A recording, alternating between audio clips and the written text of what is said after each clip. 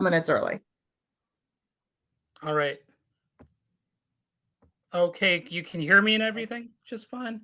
Yes. Hi, Wade. How are you? Okay. Hello. I'm doing all right. I've uh I've gotten my notes ready and everything, so I'm good to go as far as that goes. Miss Marla might need a quick break. Okay. All She'll be right. right back. I hope that's okay. That's all right. We can pretend she's here. All right. All Okay. right. Okay. All right. We were just chatting a little bit. So all right. Well, hello. My name's Wade. I'm doing this interview for Events Magazine Online, and I watched the movie. I enjoyed it. So I've got a question for both of you to start with. What inspired the story for Mildred for a Million, and how did the idea of blending generational differences with social media come about? I can kick it off. So there's a real Mildred.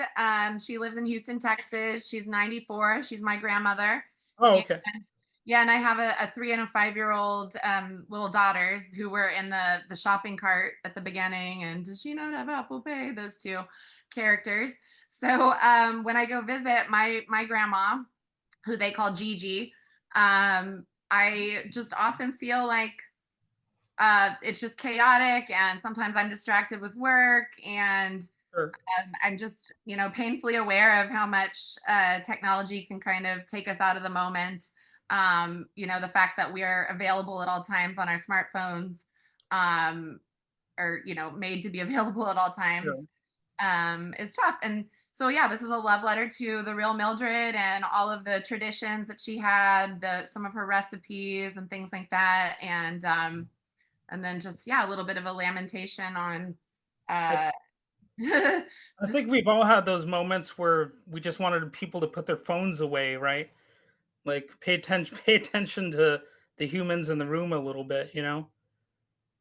Like absolutely. And she's speaking personally, what gets on my nerves is if I'm at a trivia night and people are on their phones during trivia when they could be accused of cheating, like, well, that makes zero sense to me. they're clearly cheating. Yeah, yeah, yeah. So, this is for Marla.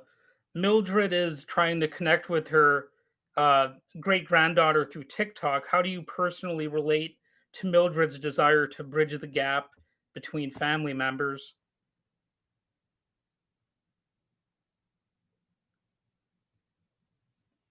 Well, she's a great grandma. Yeah, yeah, And I'm always trying to connect. And yeah, yeah. so busy, they don't have time to connect. Oh, yeah. Well, that definitely happens.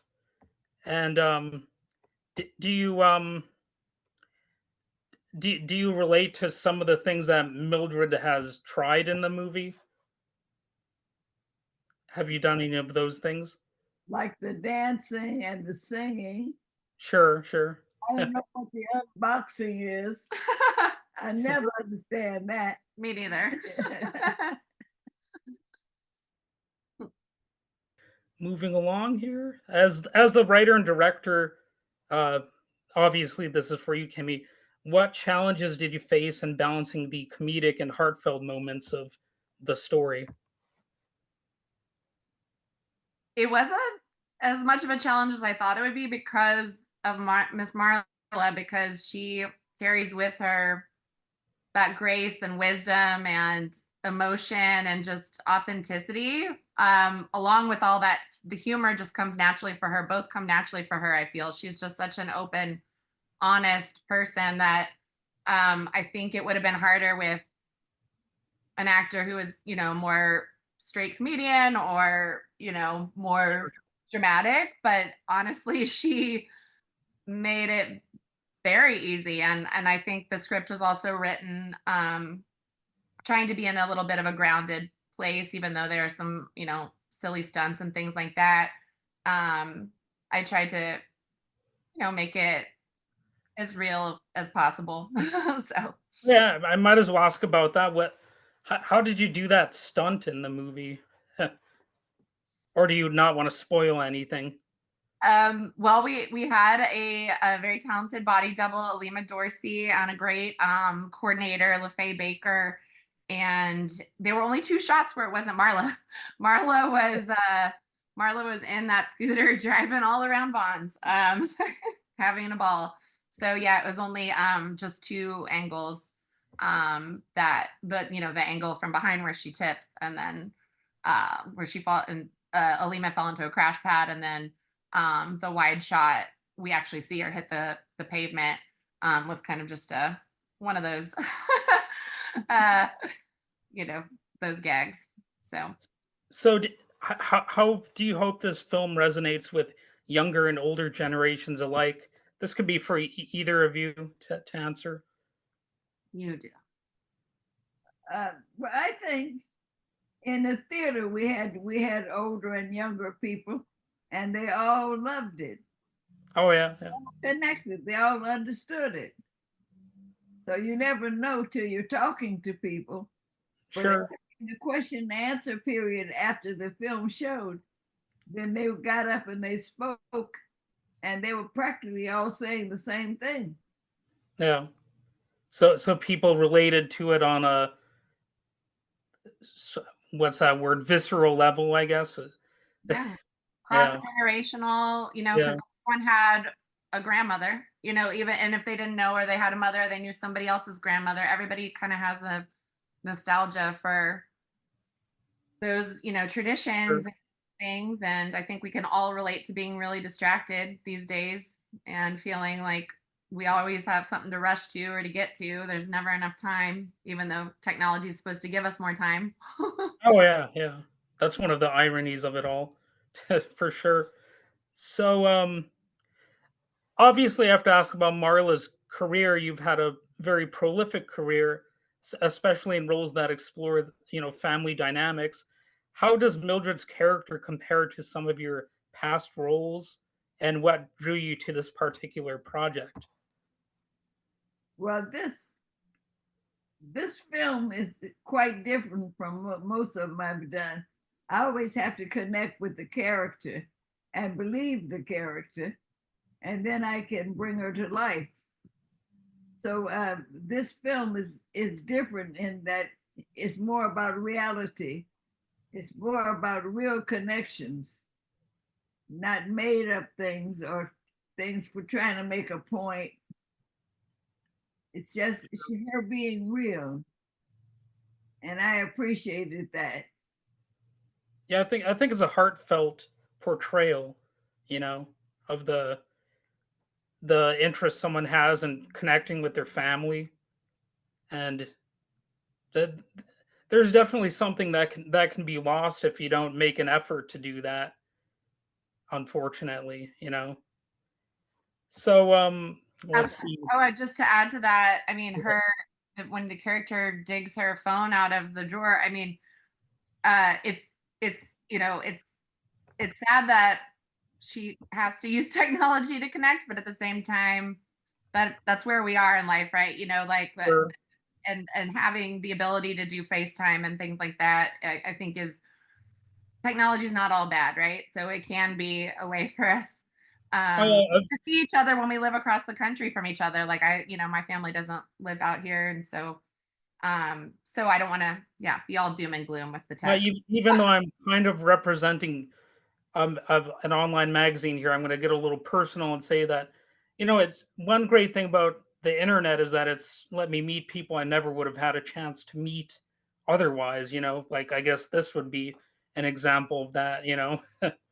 So Absolutely. let's see.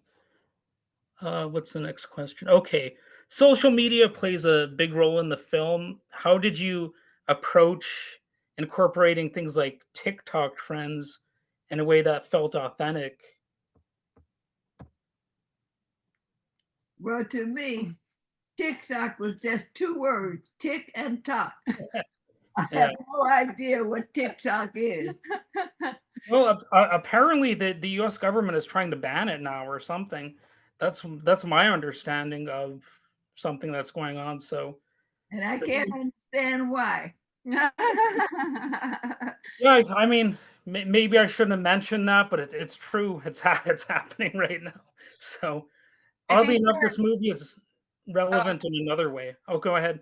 oh no, I was gonna say I think we're a good year out from any of that coming to Oh fruition. yeah. That's good. And there will be something else to replace it, just like is hinted at the end of Oh the. sure.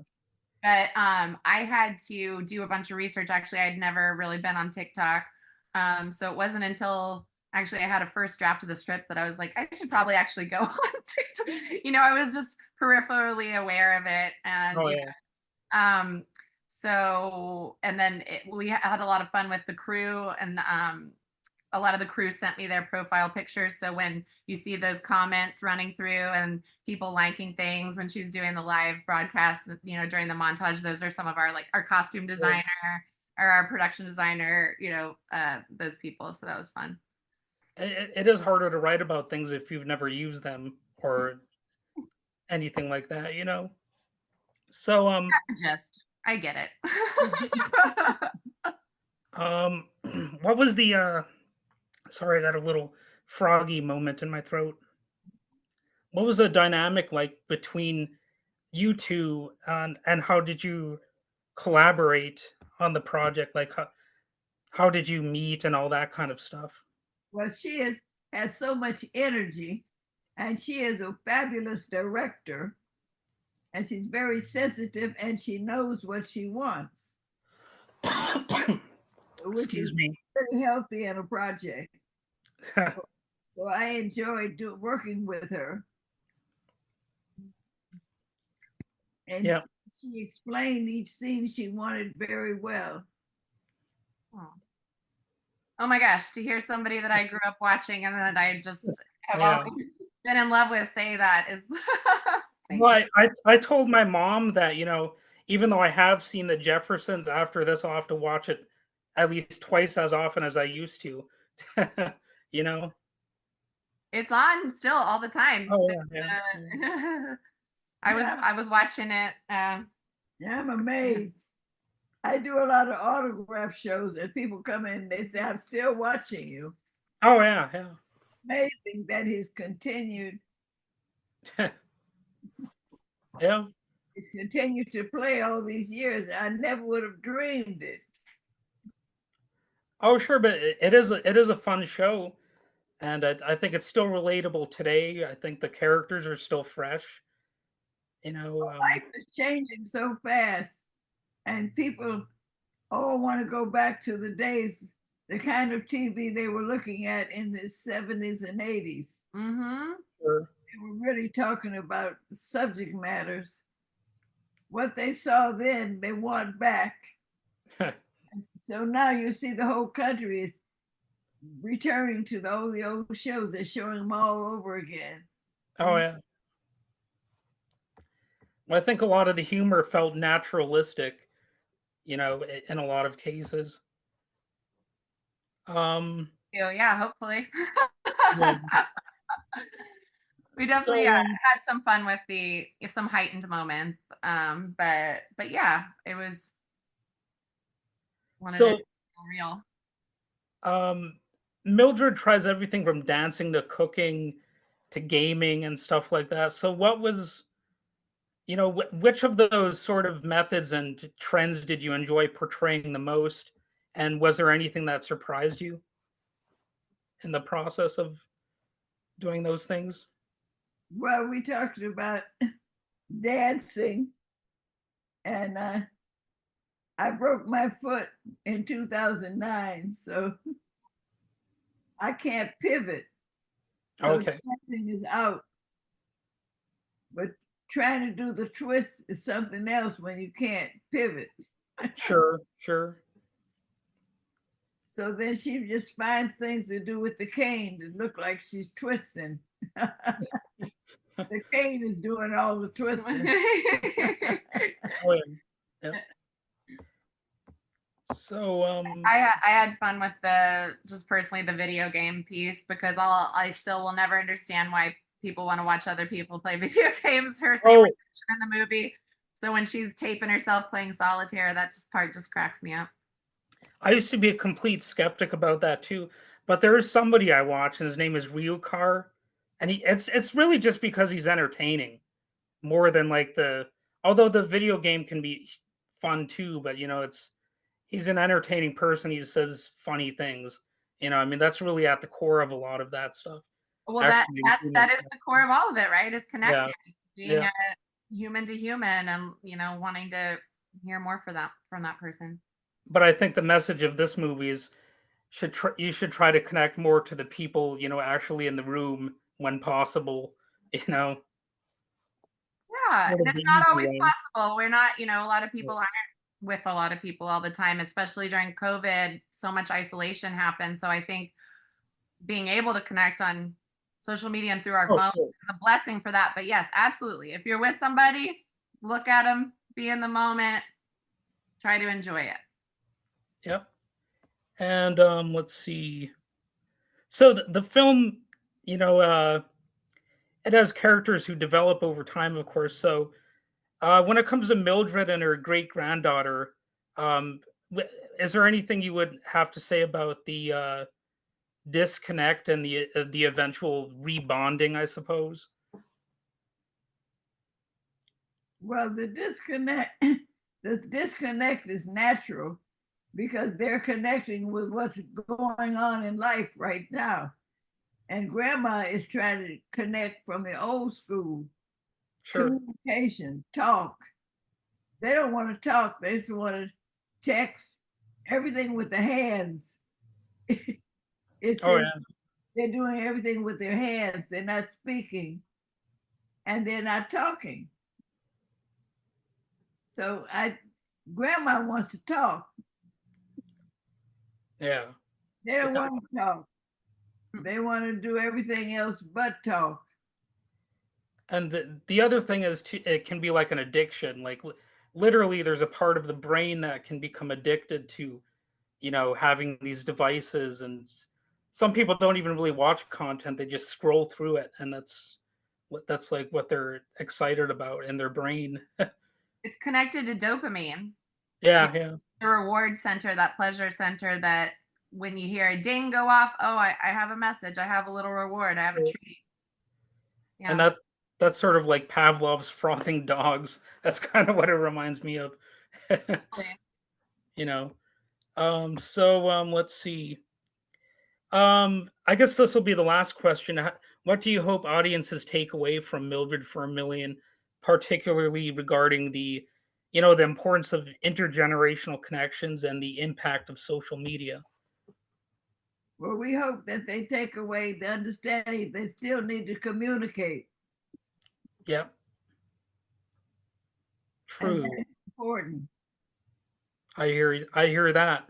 Communicate, respect the past and all the wisdom that comes not just from Google, but from Sure. people who have been here a lot longer than you. All the answers aren't on the smartphone. Um, Oh and yeah, and then use tech to connect when you can't, and when you're in person, try to be present.